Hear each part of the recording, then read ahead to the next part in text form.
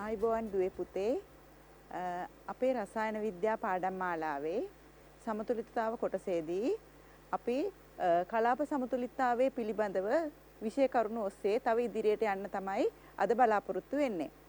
මීට පෙර පාඩමේදී අපි කලාප සමතුලිතතාවයේ පිළිබඳව සංකල්ප රාශියක් වගේම විෂය කරුණු ඔස්සේ ඉදිරියට ගියා. ඔයගලන් මං හිතනවා ඔයගලන්ට ඒවා හොඳින් මතක තබාගෙන ඇති කියලා. අපි අද පාඩම ආරම්භ කිරීමට ප්‍රථම ඒ සංකල්ප පොඩ්ඩක් මතක් කරගන්නයි මම මේ හදන්නේ. එතකොට දැන් අපි කතා කරා සංතෘප්ත වාෂ්ප පීඩනය ද්‍රවයක අපි කතා කරේ ද්‍රව වාෂ්ප සමතුලිතතාවයේ පිළිබඳව. ද්‍රවයක සංතෘප්ත වාෂ්ප පීඩනය තාපාංකය හා අන්තරාණුක ආකර්ෂණ බලවල තියෙන සම්බන්ධතාවයන් ගැන අපි කතා කරා. එතකොට ඒ සම්බන්ධතාවයන් ගැන කතා කිරීමේදී ඔයගලන් මං හිතනවා මතක ඇති කියලා අන්තරාණුක ආකර්ෂණ බලවල ප්‍රබලතාවය අඩු නම් එතන වාෂ්ප පීඩනය මොකක්ද අපි කිව්වේ වාෂ්ප පීඩනය වැඩි. අන්තරාණුක ආකර්ෂණ බලවල ප්‍රබලතාවය අඩුයි නම් වාෂ්ප පීඩනය වැඩි, ඒ වගේම තාපාංකය අඩුයි. එතකොට අන්තරාණුක බලවල ප්‍රබලතාවය වැඩි නම් වාෂ්ප පීඩනය අඩුයි, තාපාංකය වැඩි. ඔන්න ඔය කරුණ හොඳට මතක තියාගෙන අපි ඒ කරුණ ඔස්සේ විවිධ උදාහරණ අරන් පැහැදිලි කරගනිමින් පරිපූර්ණ ද්‍රාවණ කියන අවස්ථාවට ගියා. පළමුව අපි ද්‍රව සංශුද්ධ ද්‍රව පිළිබඳව කතා කරලා ඒ සංශුද්ධ ද්‍රව ඔස්සේ සංතෘප්ත වාෂ්ප පීඩන හා ඒවල තියෙන තාපාංක අන්තරාණුක ආකර්ෂණ බල පිළිබඳව කතා කරලා අපි පරිපූර්ණ ද්‍රාවණයකට ගියා. දැන් මෙතනදී අපි එදා කතා කරපු විෂය කරුණු ඔස්සේ සංශුද්ධ ඒ ද්‍රවයේ සංතෘප්ත වාෂ්ප පීඩනය අපි P0A කියලා ගත්තොත් සංශුද්ධ B ද්‍රවයේ සංතෘප්ත වාෂ්ප පීඩනය අපි P0B කියලා ගත්තොත් මේ සංශුද්ධ B සහ සංශුද්ධ A කියන ද්‍රව දෙක මිශ්‍ර කරලා ද්‍රාවණයක් හැදුවොත් ඔයගලන්ට මතකයිද ඇයි අපි මේ ද්‍රාවණයට පරිපූර්ණ ද්‍රාවණයක් කියලා කියන්නේ කියලා. ද්‍රාවණය පරිපූර්ණ වෙන්න නම් වෙන්න ඕන අවශ්‍යතාවයේ විදිහට මම ඔයගොල්ලොත් එක්ක කතා කළා සංශුද්ධ A ගේ අන්තරාණුක ආකර්ෂණ බල. ඒ කියන්නේ අපි නිරූපණය කළා FAA කියලා.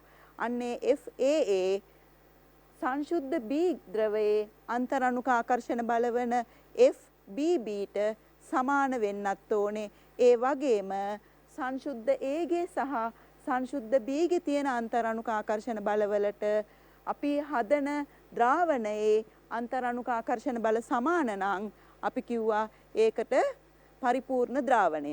A සහ B වලින් හැදිච්ච නිසා AB පරිපූර්ණ ද්‍රාවණය කියලා අපි කතා කරා. ඔයගලන්ට මතක තියෙනවා කියලා මම බලාපොරොත්තු වෙනවා. එතකොට මේ පරිපූර්ණ ද්‍රාවණය ඔස්සේ අපි රවුල් නියමය කියන සංකල්පයට ගියා. ඒ නියමය ඉගෙන ගනිද්දී අපි කතා කරා පරිපූර්ණ ද්‍රාවණයක සමස්ත වාෂ්ප පීඩනය ගැන. මොකද පරිපූර්ණ ද්‍රාවණයක් වුණොත් ඔයගලන්ට මතකයි දරුවනේ ඒකේ A සංරචකයක් තියෙනවා B සංරචකයක් තියෙනවා. ඒක නිසා A සංරචකේනොත් වාෂ්ප කලාපයට වාෂ්පය මුදා හැරෙනවා, B සංරචකේනොත් වාෂ්ප කලාපයට වාෂ්පය මුදා හැරෙනවා. එතකොට අපි A සහ B වලින් ආපු වාෂ්ප පීඩන PA සහ PB කියලා අරගත්තාම මුළු වාෂ්පයේ වාෂ්ප පීඩනය P total අපි වාෂ්ප කලාපය පරිපූර්ණයි කියලා හිතලා ඩෝල්ටන්ගේ ආංශික පීඩන නියමය යොදන්න පුළුවන් කියලා කතා කරා. එතනදී අපි ගණනයන් කිහිපයක් කරලා පිළිතුරු ලබා ගත්තා. ඒ ගණනයන් වලදී ඔයගොල්ලෝ ආපහු මතක් කරගත්තොත් ඔයගොල්ලෝ ගෙදරදී ඒ ගණනයන් නැවත හදලා බැලුවා නම් ඔයගොල්ලෝ දකින්න ඇති විශේෂිත අවස්ථාවක් තමයි ද්‍රව කලාපයේ තියෙන මෞල භාගවලට වැඩිය ද්‍රාවණයේ ද්‍රව කලාපයේ තුල මෞල භාගයන්ට වැඩිය වාෂ්ප කලාපයේ තුල මෞල භාගයන් වෙනස් වෙන විත්තිය. අපි ඒ ගණනයන් වලදී ඒ සඳහා උදාහරණ අරගෙන පෙන්නුවා. මම මෙතන ඒ සංරචකයේ සඳහා රවුල් නියමයේ යෙදීමෙන් PA සහ P0A B සංරචකයේ සඳහා රවුල් නියමයේ යෙදුවා. මේ අපි රවුල් නියමයේ යොදන්නේ මොන කලාපයටද? ද්‍රව කලාපයට. ඒතර ද්‍රව කලාපයේ B සංරචකයට PB සමානයි P0B XB වාෂ්ප කලාපයේ පරිපූර්ණයි කියලා අරගෙන ඩෝල්ටන්ගේ ආංශික පීඩන නියමයේ යොදලා මුළු පීඩනය සඳහා ප්‍රකාශනයක් ලබා ගත්තා. දැන් අපි අද දවසේදී ඉගෙන ගන්න බලාපොරොත්තු වෙන්නේ මේ රවුල් නියමයට අදාළව පරිපූර්ණ ද්‍රාවණවල වාෂ්ප පීඩන සංයුති රූප සටහන් පිළිබඳව. දැන් මේ වාෂ්ප පීඩන සංයුති රූප සටහන් වලට අපි යනකොට අපි ඒක අඳින්න සූදානම් වෙනකොට අපිට මේ රවුල් නියමයේ ස්වરૂපය ඊටාම වැදගත් වෙනවා. මේ මූල ධර්මයේ ඊටාම වැදගත් වෙනවා. එතකොට මම ඒ කලාපය සලකලා මම මේ කතා කරන්නේ පරිපූර්ණ ද්‍රාවණයක් ගැන. ඔයගොල්ලෝ ඒක සිහි තබා ගන්න ඕනේ. පරිපූර්ණ ද්‍රාවණයක් ගැන කතා කරනකොට පරිපූර්ණ ද්‍රාවණය තුල ඒ සංරචකයට මම රවුල් නියමයේ යෙදුවොත් PA සමානයි P not XA. එතකොට අපි X සංරචකයට X අක්ෂයට අපි මෞල භාගය අරගෙන Y අක්ෂයට ඒ ද්‍රාවණය තුල ඒගේ වාෂ්ප පීඩනය අරගත්තොත් ඔයගලන්ට පේනවා PA සමානයි P not XA. ඔයගොල්ලෝ දන්නවා නියත උෂ්ණත්වයේදී P not නියතයක් කියලා. එහෙනම් PA සමානයි P not XA, Y සමානයි mx ආකාර වෙනවා. එතකොට පරිපූර්ණ ද්‍රාවණයක එක් සංරචකයේ වාෂ්ප පීඩන සංයුති විචලනය සරල රේඛීය වෙනවා කියලා හොඳින් සිහි තබා ගන්න ඕනේ. ඔයගලන්ට ඒක අමාරුවක් නෑ. මොකද අපි රවුල් නියමයේ ලියපු ගමන් අපි x අක්ෂයට සහ y අක්ෂයට මෞල භාගයේ සහ වාෂ්ප පීඩනය අරගත්තොත් මොකද වෙන්නේ? සරල රේඛීය විචලනයක් ලැබෙනවා. දැන් අපි මේක එකින් එක සලකා බලමු. මෙතනදී ඔයගලන්ට ප්‍රස්ථාරය නැත්නම් අපි මේ රූප සටහන ඇඳීමේ පහසුව සඳහා මම ඒක කොටස් කීපයකට බෙදලා ප්‍රස්ථාරය අරගෙන තියෙනවා. මේ තියෙන්නේ මිශ්‍රණයේ නැත්නම් පරිපූර්ණ ද්‍රාවණයේ සමස්ත වාෂ්ප පීඩන විචලනය. මේ අවස්ථාවට එන්න ඔයගලන්ට පැහැදිලි වෙන්න මම ඒක කොටස් දෙකකට කැඩුවා. ඒ කියන්නේ මම ඉස්සෙල්ලම ඒ සංරචකයේ වාෂ්ප පීඩන විචලනයයි සලකන්න හදන්නේ. එතකොට මෙතනදී මේ ප්‍රස්ථාරය දිහා බලනකොට නැත්නම් මේ රූප සටහන දිහා බලනකොට ඔයගලන්ට සිරස් අක්ෂ දෙකක් පේනවා. හොඳට බලන්න, සිරස් අක්ෂ දෙකක් පේනවා. මීට කලින් ඒ වගේ ප්‍රස්ථාර ඇඳලා නැහැ නේද? දැන් මේ ඇයි අපි මේ වගේ අක්ෂ දෙකකට මේක අපිට දාන්න සිද්ධ වුනේ? බලන්න, අපි අඳින්න තිරස් අක්ෂයට විචලනයට අපි අරන් තියෙන්නේ ද්‍රාවණය තුල මෞල භාග. ද්‍රාවණය තුල මෞල භාග සලකනකොට ඔයගොල්ලෝ දන්නවා අපි මේ කතා කරන්නේ ද්විආංගී පරිපූර්ණ ද්‍රාවණ. ඒතර ද්විආංගී කියන්නේ අංග දෙකයි. අංග දෙකයි නම් ද්‍රාවණය තුල තියෙන්නේ ඒ සංරචක දෙකේ මෞලවල මෞල භාගවල එකතුව එකට සමාන විය යුතුයි කියලා ඔයගොල්ලෝ ඉගෙනගෙන තියෙනවා. ඒක නිසා XA සමානයි බිඳුව වුණොත් ඒ කියන්නේ සම්පූර්ණ සංශුද්ධ B ද්‍රවය තමයි XB සමානයි 1යි කියන එකෙන් නිරූපණය වෙන්නේ. එතකොට මෙතන ආට පේනවා XA සමානයි බිඳුවයි XB සමානයි 1යි. බිඳුවයි එකේ එකතුව XA දන XB 1යි. ඊළඟට මම මේ පැත්තේ අක්ෂයට ආවොත් XA සමානයි 1යි. ඒ කියන්නේ XA ගේ විචලනය මම බිඳුවේ සිට 1 දක්වා විතරනේ මට ගන්න පුළුවන්. ඇයි? මෞල භාගවල එකතුව හැමතිස්සෙම 1 වෙන්න ඕනේ. ඒතර බිඳුව කියලා එක සංරචකයක් ගත්තු ගමන් සංශුද්ධ අනෙක් ද්‍රවය තමයි අපිට ඉතුරු වෙන්නේ. ඒක නිසා මෙතනදී XA සමානයි 1යි නම් XB බිඳුවයි කියන්නේ සංශුද්ධ A ද්‍රවය. ඔන්න ඕවා හොඳට සිහියට ගන්න ඕනේ. එතකොට මෞල භාගවල විචලනය කියන්නේ බිඳුව සහ 1 අතර. A ගේ විචලනය බිඳුව සහ 1 අතර. B ගේ විචලනය බිඳුව සහ 1 අතර. එතකොට අපිට අනන්ත ද්‍රාවණ සංඛ්‍යාවක් මේ අතරතුර ගන්න පුළුවන්. එතකොට දැන් අපි ගත්තොත් මම අඳින්න හදන්නේ මේ ප්‍රස්ථාරයෙන් මම ඔයගලන්ට නිරූපණය කරන්නේ ඒ සංරචකයේ වාෂ්ප පීඩනයේ විචලනය. එහෙනම් XA සමානයි බිඳුවයි නම් ඒ සංරචකයේ එතෙන්දි වාෂ්ප පීඩනය බිඳුවයි. පැහැදිලි නේද? එතකොට මෙතනට අපි ආවහම XA සමානයි 1යි නම් ඒ වෙලාවේදී සංශුද්ධේ විතරයි සංශුද්ධ ද්‍රවයේ වාෂ්ප පීඩනය කියන්නේ මොකද්ද? සංතෘප්ත වාෂ්ප පීඩනය. එතකොට P0 A කියලා අපිට සලකුණු කරන්න පුළුවන්. ලක්ෂ දෙකක් තියෙනවා. ලක්ෂ දෙක යා කරනකොට අපිට සරල රේඛීය විචලනයක් එනවා. ඒ අවසාන කෙලවර ලක්ෂ දෙක හැරෙන්න ඉතුරු සෑම අවස්ථාවකදීම ද්‍රාවණය සලකන්න සිද්ධ වෙනවා. සංරචක දෙකම තියෙනවා. ඒක නිසා අපි වාෂ්ප පීඩනයේ විදිහට ද්‍රාවණයේ ඒහි වාෂ්ප පීඩනයේ විදිහට PA සලකනවා. ඊට පස්සේ අපි B සංරචකයට ආවොත් B සංරචකයේ වාෂ්ප පීඩන විචලනය සැලකුවොත් අර විදිහටම මෙතනදී XA සමානයි 0යි XB සමානයි 1යි සංශුද්ධ B ද්‍රවයේ වාෂ්ප පීඩනය P0B මෙතනදී B ගේ මවුල භාගය 0යි ඒක නිසා වාෂ්ප පීඩනය 0යි. සරල රේඛීය විචලනයක් ලැබෙනවා. XB 1 සහ 0 අතර තියෙන සියලුම අවස්ථාවලදී මොකද වෙන්නේ? අපි පරිපූර්ණ ද්‍රාවණය සලකනවා. පරිපූර්ණ ද්‍රාවණයේ වාෂ්ප පීඩනය B සංරචකයේ වාෂ්ප පීඩනය PB විදිහට අපි ප්‍රස්ථාරය තුල දක්වනවා. දැන් මං මේ ප්‍රස්ථාර දෙක ද්‍රව දෙක එකට එකතු වුණා වගේ මේ ප්‍රස්ථාර දෙක මං එකට එකතු කරලා තියෙන්නේ. එතකොට මගේ මේ අක්ෂය දිහා බලන්න. තිරස් අක්ෂය දිහා x අක්ෂය දිහා. එතකොට මට XA සහ XB කියන සංරචක දෙකේම විචලනය මම එකවර දක්වනවා. වාෂ්ප පීඩනය එකවර දක්වනවා. එතකොට කෙලවරවල් දෙක P0A සහ P0B වෙනවා. මේ ප්‍රස්ථාරය PA මේ ප්‍රස්ථාරය PB. දැන් එතකොට ඕගලන්ට මතකයි අපි කතා කරා ද්‍රාවණයේ මුළු සමස්ත වාෂ්ප පීඩනය පිළිබඳව. ද්‍රාවණයේ සමස්ත වාෂ්ප පීඩනය P total කියලා අපි කතා කරලා වාෂ්ප කලාපය පරිපූර්ණයි කියලා හිතලා ඩෝල්ටන්ගේ ආංශික පීඩන නියමයේ යෙදුවා. දැන් ඔයා හිතන්න මේ P total එන්නේ PA ධන PB වලින්. එහෙනම් මේ ප්‍රස්ථාරය තුල අපි කොහොමද ඒක නිරූපණය කරන්නේ? මම මෙතන යම් කිසි සංයුතියක් මම XA පැත්තට ආසන්න කරලා වම් පැත්තට ආසන්න කරලා ගනිද්දී මම ගන්නවා XA දශම 1 සහ XB දශම 9ක් තියෙන සංයුතිය සහිත ද්‍රාවණයක්. පරිපූර්ණ ද්‍රාවණයක් මම සලකනවා. ඒ වෙලාවේදී මට Aටත් වාෂ්ප පීඩනයක් තියෙනවා Bටත් වාෂ්ප පීඩනයක් තියෙනවා. B ගේ වාෂ්ප පීඩනය මෙතනින් දැක්කුවොත් මේ වෙලාවේදී A ගේ වාෂ්ප මෙතන ඉඳලා මෙතනට B ගේ වාෂ්ප පීඩනය මෙතන ඉඳලා මෙතනට A ගේ වාෂ්ප පීඩනය එහෙනම් මේ උසට මේ පොඩි උස එකතු කරලා අපි P total කියන එක නිරූපණය කරනවා. මේ වගේ අවස්ථාවකදී මේ වගේ දෙගුණයක උසක් මෙතනට එනවා.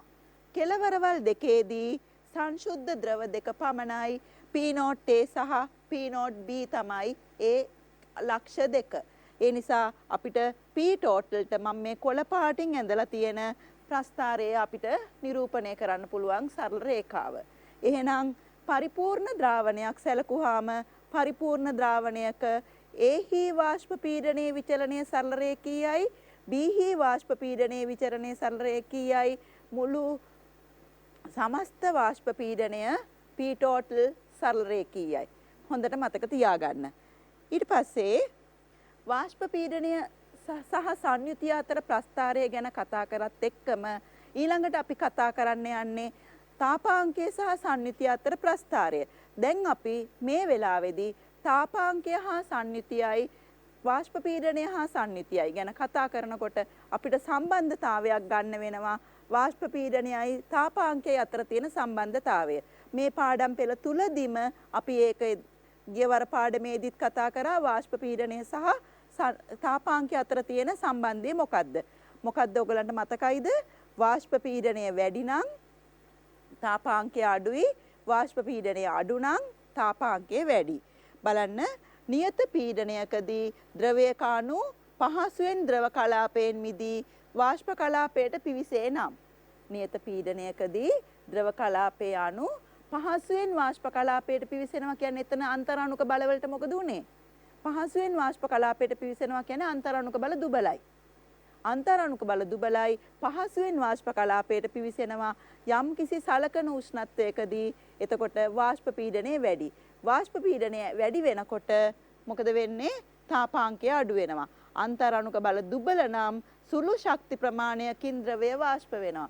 ඕගොල්ලෝ දන්නවා ශක්තිමත් බන්ධනයක් කඩන්න අපි වේගයෙන් නැත්තම් ඉහළ ශක්තියක් දෙන්න ඕනේ. දුබල බන්ධනයක් හරි දුර්වලයි. එතකොට අපි පහසුවෙන් ඒ බන්ධනය කඩනවා. ඒ විදිහට ඕගලන්ගේ සාමාන්‍ය ජීවිතයට ආරෝපණය කරගෙන මේ ද්‍රව්‍ය සංකල්පය පිළිබඳවත් ඕගොල්ලෝ හිතන්න. ඒතර මේකේ අපහසුතාවයක් දැනෙන්නේ නැහැ.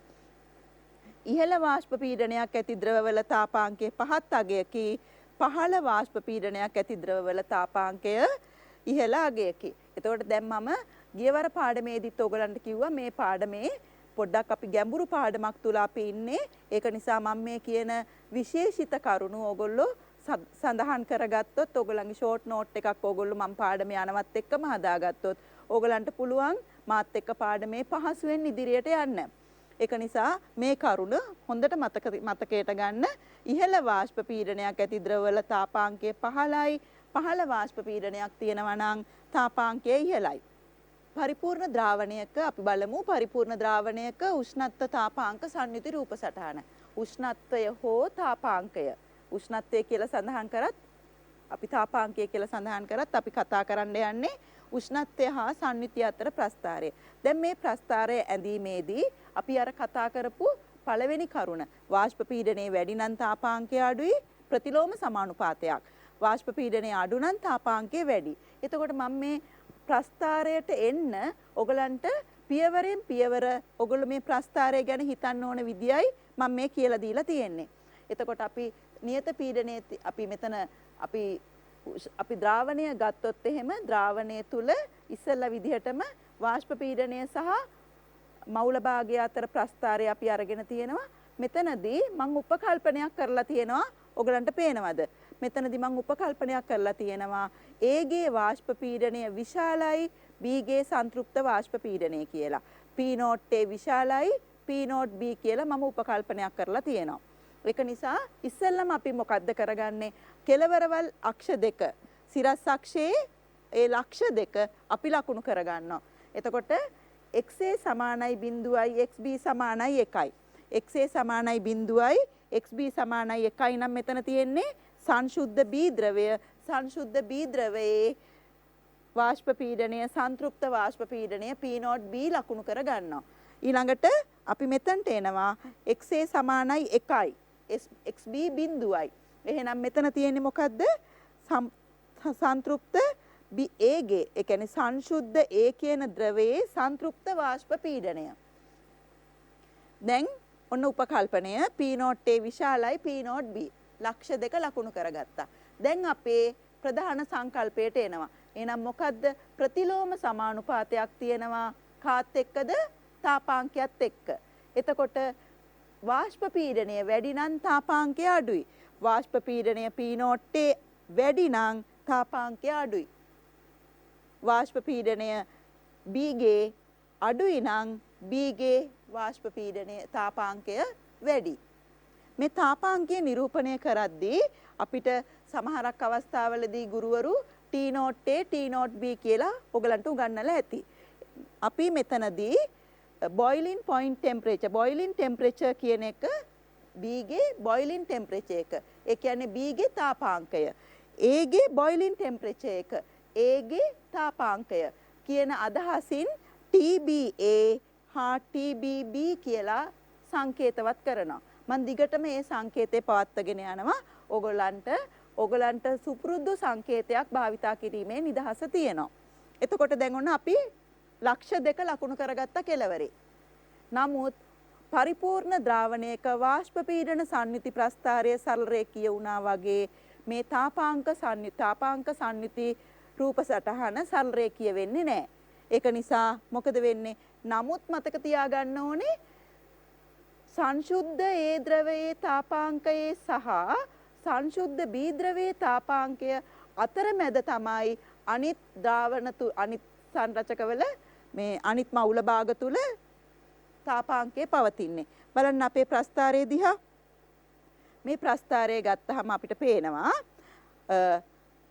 අපි අර මේ ලක්ෂ දෙක ඔස්සේම මේ ප්‍රස්ථාරය ඇඳලා තියෙනවා. මේ ලක්ෂ දෙක ඔස්සේම මේ ප්‍රස්ථාරය ඇඳහම මෙතන තියෙනවා අපේ B ගේ තාපාංකය විශාලයි ඒගේ තාපාංකයට වැඩිය වක්‍ර විචලනයක් තියෙන්නේ.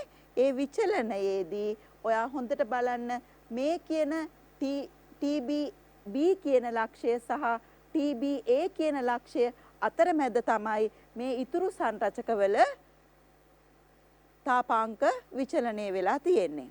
එතකොට අපි දැන් වාෂ්ප පීඩන සම්නිති රූප සටහන් නැන්දා තාපාංක සම්නිති රූප සටහන් නැන්දා ඒ දෙකේ ප්‍රධානම වෙනස්කම ඔයගොල්ලෝ මතක තියාගන්න ඕනේ. ප්‍රධානම වෙනස්කම තමයි P not A විශාලයි නම් TBA අඩු වෙනවා. වාෂ්ප පීඩනය වැඩි නම් තාපාංකය අඩුයි කියන අවස්ථාව සහ තාපාංක විචලනය සරලරේඛීය නොවේ කියන අවස්ථාවට එනවා. දැන් අපි මේ තාක් කතා කරලා ඉවර කරගත්තේ පරිපූර්ණ ද්‍රාවණ සඳහා අපි රවුල් නියමයේ කතා කරලා ඒ ඔස්සේ ගිහිල්ලා වාෂ්ප පීඩන සංයුති රූප සටහන් නැන්දා තාපාංක සංයුති රූප සටහන් ඇන්දා. අපි පරිපූර්ණ ද්‍රාවණ වලට උදාහරණ කතා කරා ගියවර පාඩමේදී මොනවද හෙක්සේන් සහ හෙප්ටේන් බෙන්සීන් හා ටොලුයින් මෙතනෝල් එතනෝල් වගේ ද්‍රාවණ කියලා. එතකොට පරිපූර්ණ ද්‍රාවණයකදී විශේෂත්වය මොකද්ද පරිපූර්ණ ද්‍රාවණයක් වෙන්න? ඒ කියන සංශුද්ධ ද්‍රවයේ අන්තරාණුක ආකර්ෂණ බලවල ප්‍රබලතාවය සහ B කියන සංශුද්ධ ද්‍රවයේ අන්තරාණුක ආකර්ෂණ ප්‍රබලතා සමාන වෙනවා වගේම A සහ B එකතු කරලා අපි හදාගන්න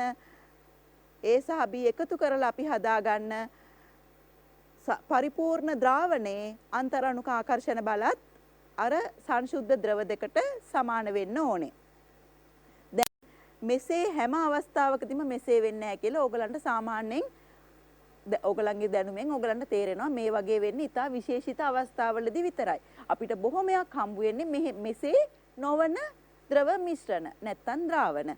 දැන් අපි කතා කරන්න යනවා පරිපූර්ණ නොවන ද්‍රව මිශ්‍රණ.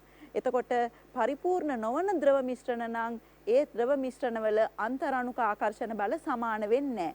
කොහොමද අපි ඒක හරියටම කියනවා නම් අපි සංශුද්ධ ඒ ද්‍රවය ගත්තොත් එයාගේ අන්තරාණුක ආකර්ෂණ බල FAA කියලා අපි කියනවා. සංශුද්ධ B ද්‍රවය ගත්තොත් එයාගේ තියෙන අන්තරාණුක ආකර්ෂණ බල FBB කියලා සංකේතවත් කරනවා. ඒ දෙන්න සමාන වෙන්නෙත් නැහැ. ඒ වගේම සංශුද්ධ ද්‍රව දෙකේ අන්තරාණුක ආකර්ෂණ බලවලට හැදෙන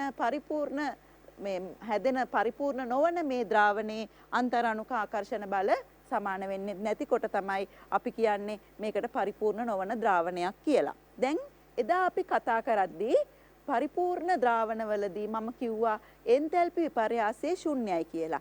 ඔයගලන්ට මතකයිද ඇයි එහෙම වුනේ කියලා? පරිපූර්ණ ද්‍රාවණයක සංශුද්ධ ද්‍රව සංරචක මිශ්‍ර කිරීමේදී මිශ්‍ර වීමේදී බන්ධන සෑදීමක් සහ බන්ධන කැඩීමක් සිද්ධ වෙනවා කියලා අපි කිව්වා. නමුත් අන්තරාණුක ආකර්ෂණ බල සමාන නිසා කැඩෙන බන්ධනවල එන්තැල්පි විපර්යාස සහ සෑදෙන බන්ධනවල එන්තැල්පි විපර්යාස සමාන නිසා මොකද වෙන්නේ? අපේ සමස්ත එන්තැල්පි විපර්යාසය ශූන්‍ය වෙනවා. නමුත් මෙතනදී බන්ධන ප්‍රබලතා වෙනස්, කැඩෙන බන්ධන සහ සෑදෙන බන්ධනවල ප්‍රබලතා වෙනස්. ඒක නිසා එන්තැල්පි විපර්යාසය ශූන්‍ය වෙන්නේ නැහැ. එන්තැල්පි විපර්යාසයක් සිදු වෙනවා.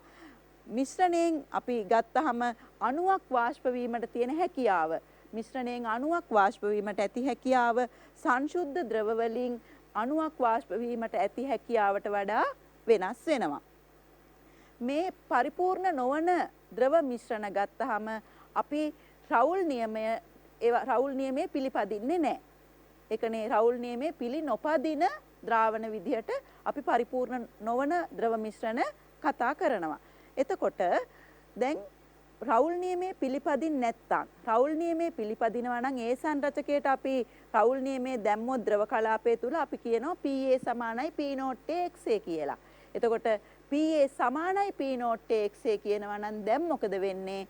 මේ රවුල් නියමය පිළි නොපදිනකොට අපිට PA අසමානයි P not XA. මේ අසමානයි කියන එක එක්ක විශාල වෙන්න ඕනේ එක්ක කුඩා වෙන්න ඕනේ නේද? අන්නේ විශාල හෝ කුඩා වීම අනුව අපි මේ පරිපූර්ණ නොවන ද්‍රාවණ ධන අපගමන සහ ඍණ අපගමන කියන අවස්ථා දෙකට බෙදා ගන්නවා.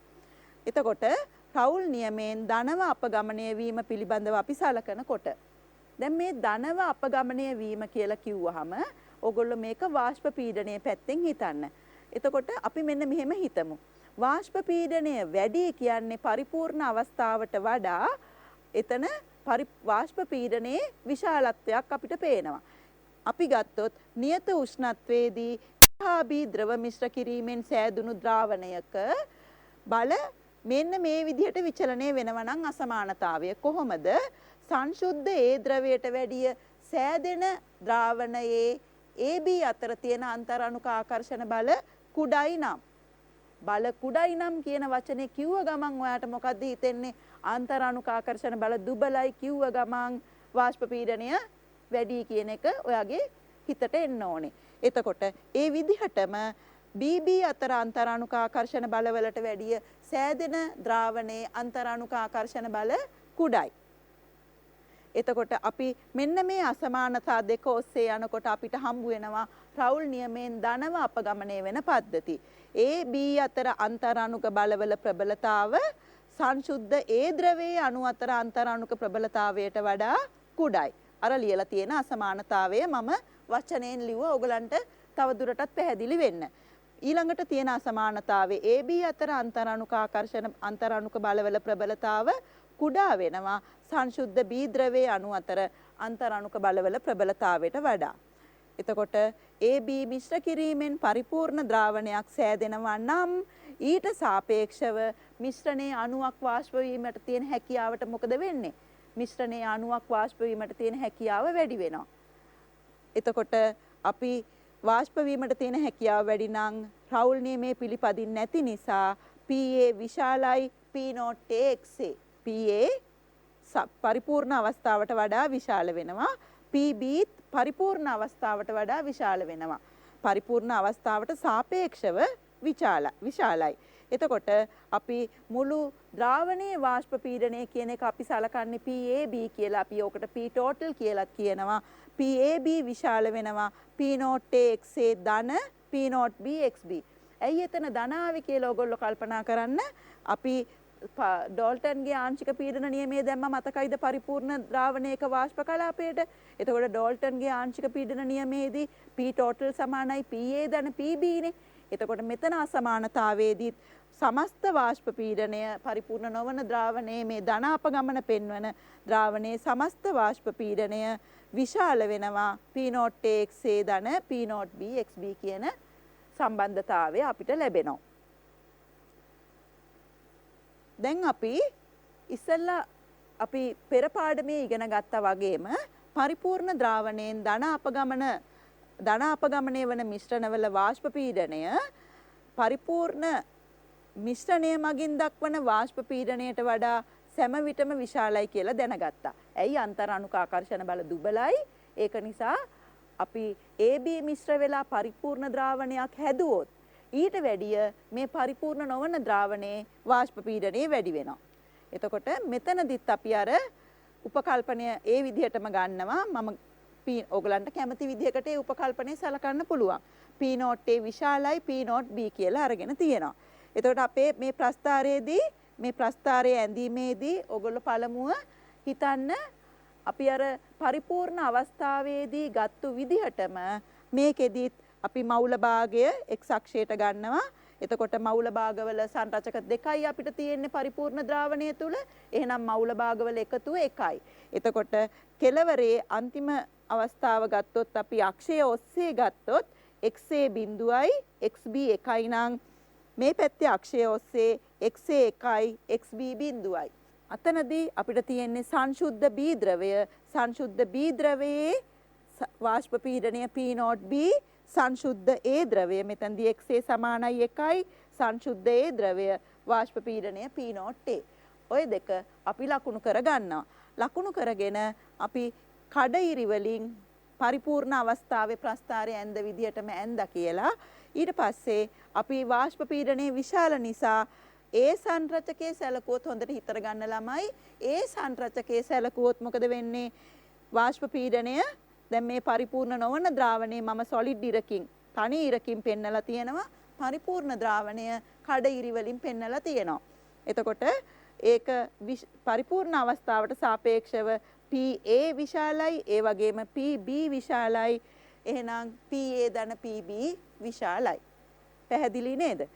රවුල් නියමයෙන් ධන අපගමන පෙන්වන පද්ධතිවල ආකර්ෂණ බල බිඳීමක් සිද්ධ වෙන්න පුළුවන්. ඒ නිසා තාපයේ උරා ගැනීමක් සිද්ධ වෙන්න පුළුවන්. ඒ වගේම පරිමාවේ වැඩිවීමක් සිද්ධ වෙන්න පුළුවන්. මෙන්න මේ උදාහරණ දෙක ඕගොල්ලෝ මතක තියාගන්න. ධන අපගමන පෙන්වන පරිපූර්ණ නොවන ද්‍රාවණ සඳහා ප්‍රොපනෝන් සහ කාබන් ඩයිසල්ෆයිඩ් සහ එතනෝල් සහ බෙන්සීන් කියන උදාහරණ දෙක මතක තියාගන්න. දැන් අපි රවුල් නියමයෙන් ඍණ අපගමනය වෙන පද්ධතිය ඇත්තටම ධන අපගමන පද්ධතියේ කෙලින්ම ඒකේ විරුද්ධ පැත්ත අපිට මේක මේ ඍණ අපගමන පෙන්වන පද්ධතිවලදී සැලකීමට සිද්ධ වෙන්නේ. නියත උෂ්ණත්වයේදී A හා B ද්‍රව මිශ්‍ර කිරීමෙන් සෑදුණු ද්‍රාවණයේ දැන් මොකද වෙන්නේ? අන්තරාණුක ආකර්ෂණ බල ප්‍රබලයි. අන්තරාණුක ආකර්ෂණ බල ප්‍රබලයි ද්‍රාවණය තුල. සංශුද්ධ ද්‍රවවලට වැඩිය. සංශුද්ධ ද්‍රවවලට වැඩිය ආකර්ෂණ බල ප්‍රබල නිසා වාෂ්ප පීඩනය අඩු වෙනවා. වාෂ්ප පීඩනය අඩු වුණාම මොකද වෙන්නේ? අන්තරාණුක ආකර්ෂණ බලය ප්‍රබලයි. ඒ නිසා වාෂ්ප පීඩනය අඩුයි. වාෂ්ප පීඩනය අඩු වෙනකොට පරිපූර්ණ ද්‍රාවණයට සාපේක්ෂව වාෂ්ප පීඩනය අඩු නිසා PA අඩුයි P0 XA, PB අඩුයි P0 BXB. ඒ නිසා සමස්ත වාෂ්ප පීඩනය P0 XA ධන P0 BXB වෙනවා. PABට වැඩිය PAB අඩු වෙනවා සමස්ත එකතුවට වැඩිය. දැන් අපි රවුල් නියමයෙන් ඍණ අපගමන පෙන්වන පද්ධතිවල කොහොමද ප්‍රස්ථාරය එන්නේ කියලා බලමු. නැත්නම් රූප සටහන එන්නේ කියලා බලමු. අර ඉස්සෙල්ලා විදියමයි ඔයගලන්ට දැන් මේක හුරු ඇති. අපි මූල භාගය x අක්ෂයට අරගත්තාම මෙතනදී සංශුද්ධ B ද්‍රවය P0 B ලකුණු කරගන්නවා. අතන 1යි XA සමානයි 1යි සංශුද්ධ A ද්‍රවය. මගේ උපකල්පනය මොකද්ද? P0 A විශාලයි P0 B. ඔන්න ඕගලන්ට පේනවා P0 A විශාලයි P0 B. දැන් අපි රවුල් නියමයෙන් ඍණ අපගමන පෙන්වන පද්ධතියේ වාෂ්ප පීඩනය අඩු නිසා PAට වඩා පරිපූර්ණ නොවන ද්‍රාවණයේ වාෂ්ප පීඩනය අඩුයි. සොලිඩ් ඉරකින් පෙන්නලා තියෙනවා. පරිපූර්ණ අවස්ථාව කැඩි ඉරකින් පෙන්නලා තියෙනවා. ඊළඟට PB අඩුයි පරිපූර්ණ අවස්ථාවට වඩා. සමස්ත වාෂ්ප පීඩනය අඩු වෙනවා පරිපූර්ණ අවස්ථාවට වඩා. මෙන්න මේ කරුණ ඕගොල්ලෝ විභාගෙදී හොඳට මතක තියාගන්න ඕන කරුණක් තමයි. දැන් ඕගලන්ගෙන් විභාගෙදී අහනවා පරිපූර්ණ නොවන ද්‍රාවණයක ඍණ අපගමන පෙන්වන පද්ධතියක් සඳහා ප්‍රස්ථාරය අඳින්න. දැන් ඕගොල්ලෝ මේ ප්‍රස්ථාරය අඳිනවා. දැන් අපිට ප්‍රශ්න පත්‍ර ලකුණු කිරීමේදී ඇවිල්ලා තියෙන ලොකුම ගැටලුවක් තමයි මේ ඉරි දෙකම ඕගොල්ලෝ අඳිනවා මේ විදිහට ප්‍රස්ථාරය හරියටම හරි ඔක්කොම සොලිඩ් ඉරි. දැන් මං කොහොමද හොයාගන්නේ කෝකද පරිපූර්ණ ද්‍රාවණය කෝකද ඍණ අපගමන ද්‍රාවණය කියලා? මට හොයාගන්න බෑ. ඒක නිසා අපි කඩ ඉරක් ලකුණු කරලා ඒ කඩ ඉර අර විදිහට පෙන්නනවා කඩ ඉර පරිපූර්ණ සොලිඩ් ඉර ඍණ අපගමන කියලා. ඒ විදිහට දාන්න ඕනේ. මොකද මේ හැම තැනින්ම නැත්තම් ලියන්න සිද්ධ වෙනවනේ. අන්න ඒ වගේ කරුණු පිළිබඳව ඕගොල්ලෝ හොඳ මතකයක් තියාගන්න. දැන් අපි වාෂ්ප පීඩන ප්‍රස්ථාර ගැන කතා කරා. ඒ වාෂ්ප පීඩන ප්‍රස්ථාර කතා කරා ඒ වගේම අපි තාපාංක ප්‍රස්ථාරය කතා කරන්නයි යන්නේ. එතකොට ආපහු අපේ අර පරණ සංකල්පයට එනවා. මොකද්ද? වාෂ්ප පීඩනය වැඩි නම් තාපාංකය අඩුයි. වාෂ්ප පීඩනය අඩු නම් තාපාංකය වැඩි. එතකොට දැන් අපි අපේ උපකල්පනය මොකද්ද? P0 A විශාලයි P0 B. P0 A විශාලයි P0 B නම් A ගේ වාෂ්ප පීඩනය වැඩි B ගේ වාෂ්ප පීඩනයට වැඩිය. එහෙනම් ඒකේ පරස්පර පැත්ත තමයි අපි තාපාංක ප්‍රස්ථාරයේ ඉස්සෙල්ලා අපි ඇඳලා පෙන්නුවා. අඳින ආකාරය T0 B වට පේනවා XB. මෙන්න මේ විදිහටත් මූල භාගයේ ලකුණු කරනවා. ඔයගොල්ලෝ මතක තියාගන්න විභාගෙදී මේ දිශාවට බිඳුවේ සිට මූල භාගය වැඩි වෙනවා. මේ දිශාවට බිඳුවේ සිට B ගේ මූල භාගය වැඩි වෙනවා. එතකොට අතන තියෙන්නේ XB සමානයි 1යි. ඒ නිසා සංශුද්ධ B දැන් P0 B කුඩායි නිසා P0 Aට වැඩිය T0 B නැත්නම් අපි TB B එක විශාල වෙනවා TB A වලට වැඩිය. ඒ විදිහට ඇන්දට පස්සේ දැන් අපි ධන අපගමන ඍණ අපගමන කතා කරන්න යන්නේ. මේ මම කතා කරන්න යන්නේ රවුල් නියමයෙන් ධනව අපගමනයේ සිදුවීම. රවුල් නියමයෙන් ධනව අපගමනයේ සිදු වෙනකොට ඔයගලන්ට මතකයි පරිපූර්ණ අවස්ථාව කොහොමත් අපිට තාපාංක ප්‍රස්ථාරයේ වක්‍රයක්නේ. පරිපූර්ණ අවස්ථාවට වැඩිය ධන අපගමන අවස්ථාව ඔයගලන්ට පේනවා කොයි විදිහටද අපි ඇඳලා තියෙන්නේ. ධන අපගමන පෙන්නනවා කියලා කියන්නේ උඩින් යටින් එන්න ඕනේ තාපාංක ප්‍රස්ථාරය. තාපාංක ප්‍රස්ථාරයේ යටින් එනවා මොකද තාපාංකය අඩු වෙන නිසා. නේද? ඊළඟට අනිත් ප්‍රස්ථාරයේදී අපිට පේනවා අපි මේ කතා කරන්නේ ඍණ අපගමන පෙන්වන පද්ධතියක් සඳහා රවුල් නියමයෙන් ඍණ අපගමන පෙන්වන පද්ධතියක් සඳහා තාපාංක ප්‍රස්ථාරයේ පරිපූර්ණ අවස්ථාවට ඉහළින් ගමන් කරනවා. ඒ ස්වරූපයෙන්මයි ඒ විචලනයේ විදිහටමයි පොඩ්ඩක් ඉහළින් ගමන් කරනවා. කෙලවරවල් දෙක මේ විදිහට තියෙන්න ඕනේ T0 Aට සහ T0 Bට. මුළු පරාසය තුලදීම ඔයගොල්ලෝ ප්‍රස්ථාරය අඳිනකොට සමහර අය මෙන්න මෙහෙම පල්ලෙහාට කරලා අවමයක් වගේ පෙන්නලා ප්‍රස්ථාරය අඳිනවා. ඒ විදිහට ප්‍රස්ථාරය අඳින්න බෑ. T0 B සහ නැත්නම් අපි TB B සහ TBA කියන අතරතුර මේ ප්‍රස්ථාරයේ සියලුම ලක්ෂ්‍ය ලකුණු වෙලා තියෙන්න ඕනේ. ඒ දෙක අතරතුර. ඒකෙන් එහාට යන්න බෑ. දැන් මේ ඔස්සේ කතා කරගෙන ගිහිල්ලා අපි පුංචි උදාහරණයක් සැලකුවොත් මොකද මම දැන් අපේ මේ පාඩම තුලදී අපි පැමිණෙන ප්‍රධානම මාතෘකාවට එන්න හදන්නේ අපේ මේ පාඩම අද දවසේ අවසාන මාතෘකාව විදිහට මම කතා කරනවා භාගික ආසවණය කියන මූලධර්මය. ඒ භාගික ආසවණයේ මූලධර්මයේ කතා කරන්න පහසු වෙන උදාහරණයක් තමයි මම මේ සලකලා තියෙන්නේ. දෙන ලද උෂ්ණත්වයකදී බෙන්සීන් හා ටොලුයින් වල වාෂ්ප පීඩන රසදිය මිලිමීටර් 200ක් සහ 160ක් කියලා දීලා තියෙනවා. ඊට පස්සේ දී ඇති සංයුතීන් වලට අනුකූලව අපිට වාෂ්ප කලාපයේ සංයුතීන් හොයන්න කියලා කියනවා. දැන් ඇත්තටම මේ ප්‍රස්ථාරේ මම ඔයගලන්ට පන්තියේදී දුන්නා නම් මම දෙන්නේ ද්‍රාවණය තුල XB ගේ මවුල ඒ කියන්නේ බෙන්සීන්ගේ මවුල භාගය විතරයි.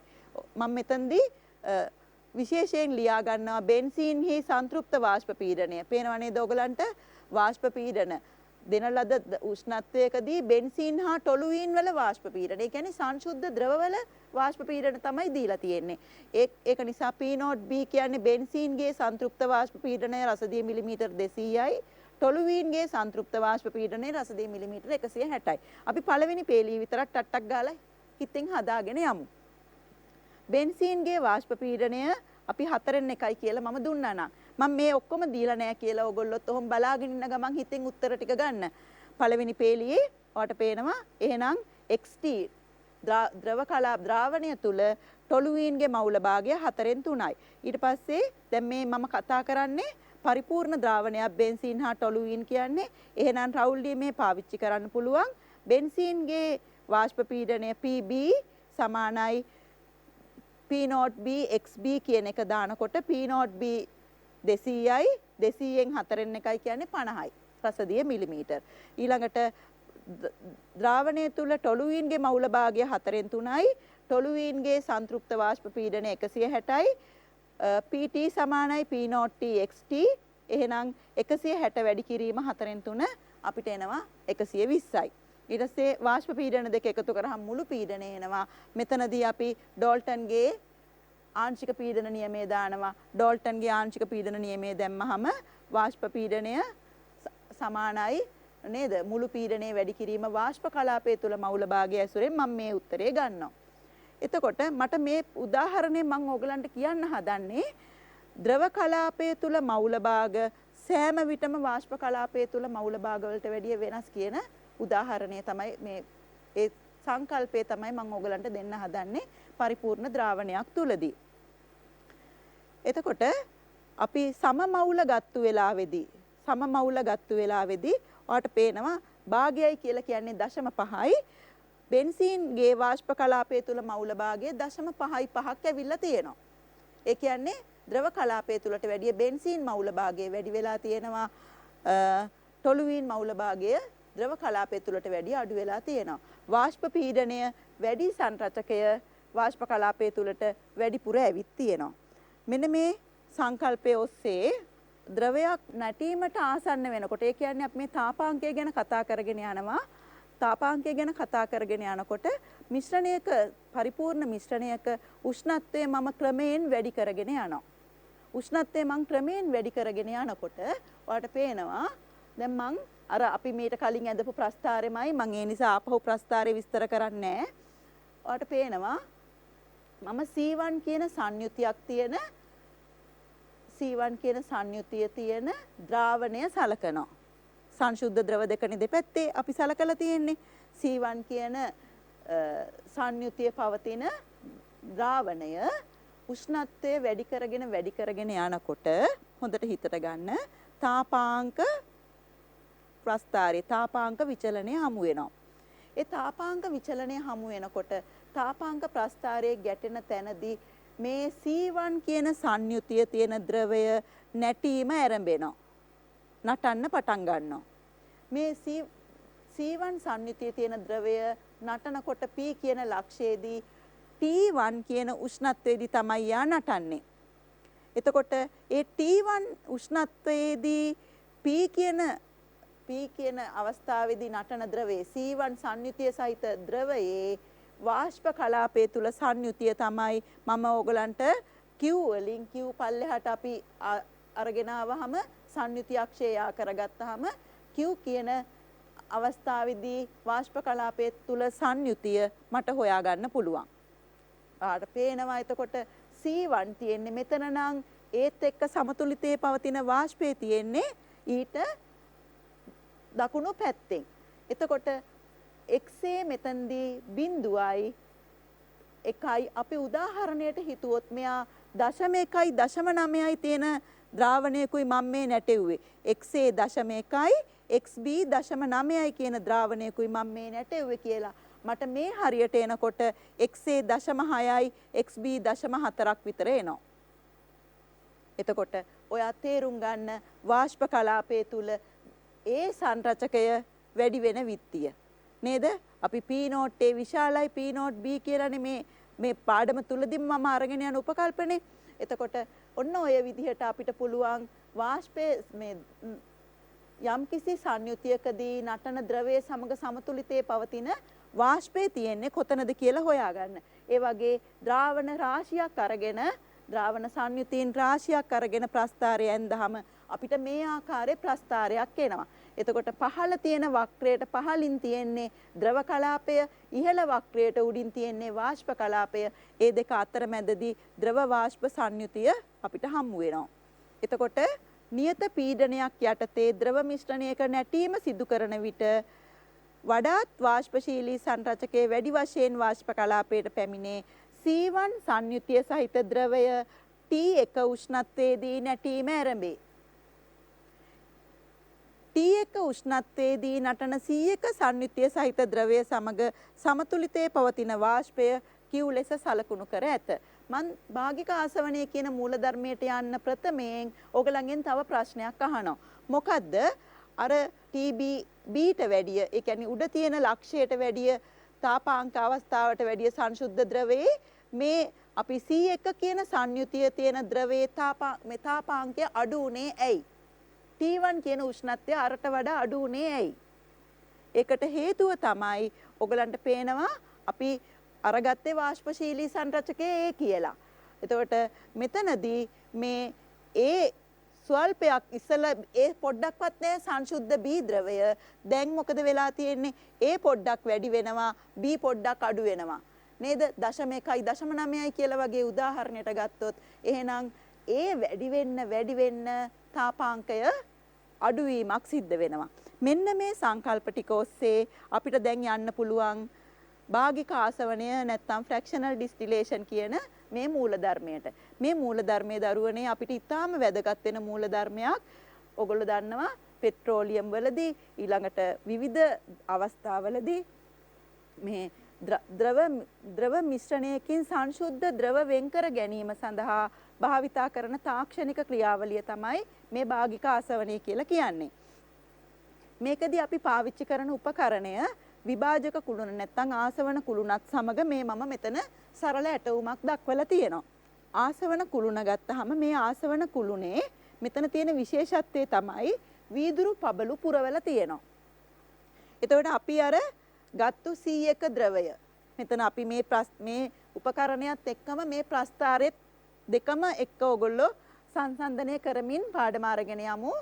C1 තියෙන ද්‍රවය නැත්තම් අපි මෙතන මම ඔන්න උදාහරණයට ගන්නවා මතක තියාගන්න 0.1යි 0.9යි. කවුද 0.1?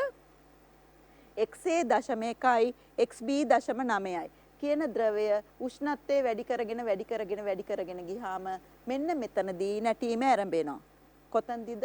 T1 උෂ්ණත්වයේදී නැටීම ආරම්භ ඒ නැටීම ආරම්භුනහම ඉස්සෙල්ලා ප්‍රස්ථාරයේදී ඔයගොල්ලෝ දැක්කා මේ C1 සංයුතිය 0.1 තියෙන සංයුතිය තියෙන ද්‍රවය සමග මේ T1 උෂ්ණත්වයේදී සමතුලිතයේ පවතින වාෂ්පය තියෙන්නේ මේ ප්‍රස්ථාරයේ ලක්ෂයක් ඔස්සේ.